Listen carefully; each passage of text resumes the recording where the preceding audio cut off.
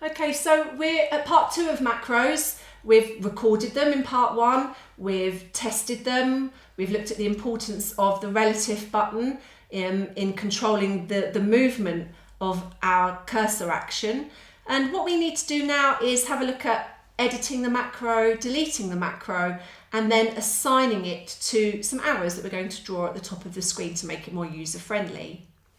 So if you wish to edit a macro, you need to go into macros at the top in the view tab and view the macro. Now, if you want to edit the macro, you click on the actual macro itself in the list and click edit.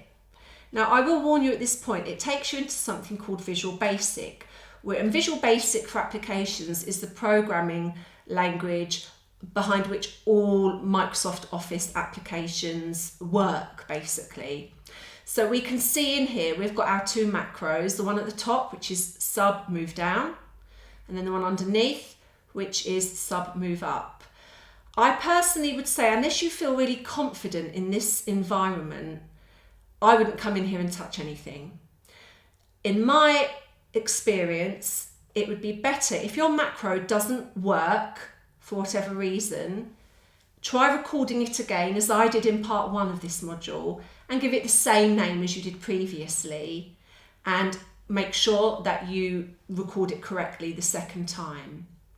But you know, I was teaching this just a couple of days ago, and one of the ladies on the course had accidentally clicked on the 6th cell down, not the 7th. So when we came into here, I did get her just to change the number 6 to a 7, and then it worked fine. So if you feel confident in here to make small changes like that, then absolutely fine. But otherwise, I would say steer clear of it. So let's close Visual Basic down by clicking on the cross in the top corner. Now, if you wish to edit the macro, you go to Macros and View Macros and click on Delete on the right hand side. I actually want to keep both of these, so I'm not going to click on that. Options lets you add or change your description at a later date, and as I said, don't bother with the keyboard shortcuts, they don't work very well anymore.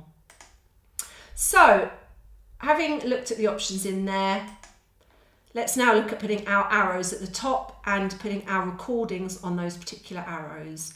So let's go to Insert and then Shapes, and there's within a block arrows group there we have the down arrow, so we click once on that and then click and drag to draw a downward pointing arrow. You can even type the word down on there if you wish and do your normal sort of formatting to center it and make it bold and whatnot. Okay, so that's absolutely fine if you wish to do any of that. Now, at the moment, when I click on that arrow, nothing happens, it just selects it. But I want it so that when I click on it, it moves me down to the next heading, i.e. 7 down. So in order to assign a macro to the arrow, right click on it. Oh, sorry, that was a slight wobble there. So right click, and down within that right click menu, we've got Assign Macro. And we want to assign Move Down and OK. So let's test it out. I click on Chocolate Sales, and now when I hover on the arrow, you can see we get the hyperlink hand. I click once, it's moving down. I click again, it's moving down, and so on. So now we need to design our Move Up button. So back to Insert and Shapes and our up arrow. Click and drag to design your arrow accordingly. And again, if you wish, you can put text in there. It's really up to you, and format it. So we need to assign the up macro to that.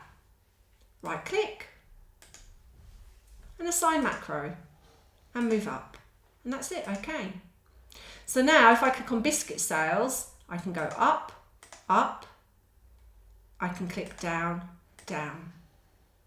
Now, before I end this particular section of the module, you may want to know how can you change the arrows or delete them or move them or change the color of them once they've had the macro assigned, because every time you try and click on them, they're moving you down. And the secret there, well, you can either hold Control and click once, and that then selects it as normal for you to make your changes.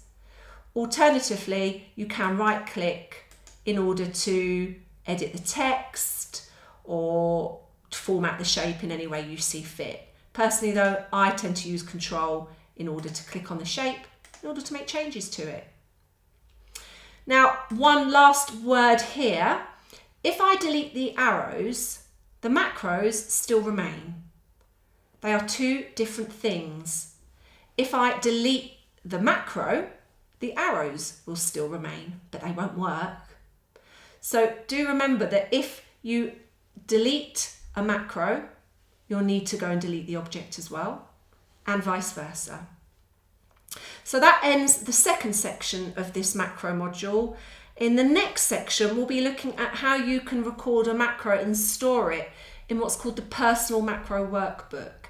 And this would be when you have a recording, a macro, that you want to work whenever Excel is open, where it doesn't live in a particular workbook as this macro does.